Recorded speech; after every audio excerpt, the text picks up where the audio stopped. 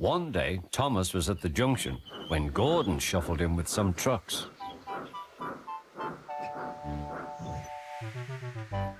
"Phew!" remarked Thomas. "What a funny smell." "Can you smell a smell?" "I can't smell a smell," said Annie. "A funny, musty sort of smell," said Thomas. "No one noticed it till you did," grunted Gordon. "It must be yours." Not long ago, he had fallen into a dirty ditch. Thomas enjoyed teasing him about it. "Annie, Clarabelle, do you know what I think it is? It's ditch water." Before Gordon could answer, Thomas puffed away. Annie and Clarabelle could hardly believe their ears. "He's dreadfully rude. I feel quite ashamed. I feel quite ashamed. He's dreadfully rude." And to Thomas they said, "You mustn't be rude. You make us ashamed." But Thomas didn't care a bit.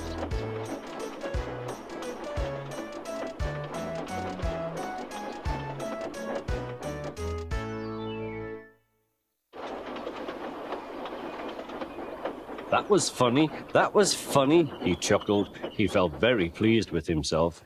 Annie and Clarabelle were deeply shocked. They had great respect for Gordon, the big engine. Thomas left the coaches at the station and went off to a mine for some trucks.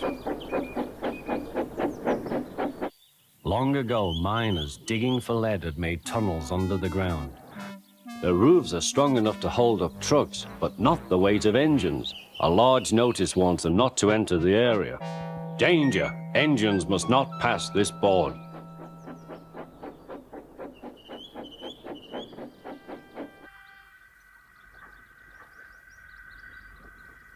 Silly old board, thought Thomas.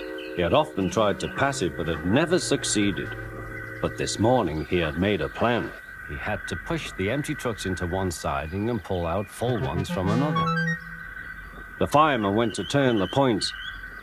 "Come on," waved the fireman. The driver leaned out of the cab to see where they were going. "Now for my plan," thought Thomas. Pumping the trucks fiercely, he jerked his driver off the footplate. "Hurrah," laughed Thomas, and he followed the trucks into the siding. "Stupid old board," said Thomas. "There's no danger, there's no danger." "Look out," shouted his driver. "Come back." "Fire and smoke," said Thomas. "I'm sunk." And he was. "Oh dear," he said, "I am a silly engine."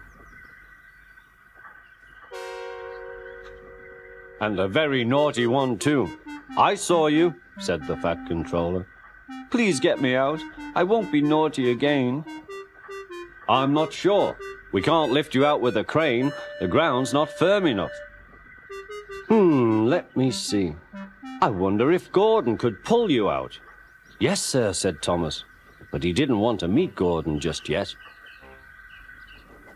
"Down a mine, is he? Ha, ha, ha," laughed Gordon. "What a joke."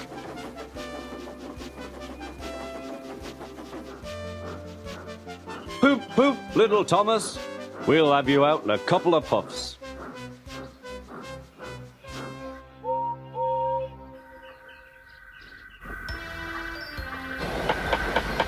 Strong cables were fastened between the two engines. "Are you ready? Heave!"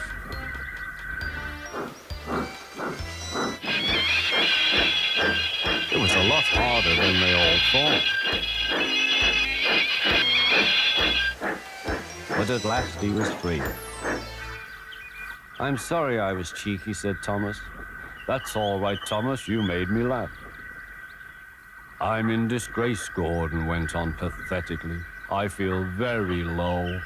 "I'm in disgrace too," said Thomas. "Why, so you are, Thomas. We're both in disgrace. Shall we form an alliance? An ally? What was it?" asked Thomas. "An alliance, Thomas. United we stand, together we fall." "You help me and I'll help you." "Right you are," agreed Thomas. "Good, that's settled," rumbled Gordon. And buffer to buffer, the Allies puffed home.